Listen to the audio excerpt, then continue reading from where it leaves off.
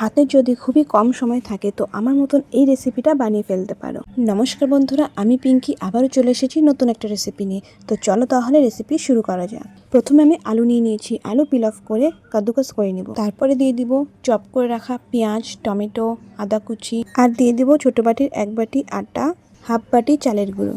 তার সঙ্গে দিয়ে দেবো 1 চামচ গোলমরিচের গুঁড়ো, হলুদ গুঁড়ো, গোটা জিরে, নুন ও জল দিয়ে ভালো করে মেখে নেব। এখানে চাইলে তোমরা নিজের ইচ্ছে মতো সবজি ব্যবহার করতে পারো। আমার ব্যাটার তৈরি হয়ে গিয়েছে। এখন আমি একটা ফ্রাইং প্যান বসিয়ে দিয়েছি। তেল গরম হয়ে গেলে চামচের সাহায্যে গোল গোল করে টিক্কির আকারে ভেজে নেব। উল্টে পাল্টে বেশ লাল লাল করেই দু সাইডে ভেজে নেব।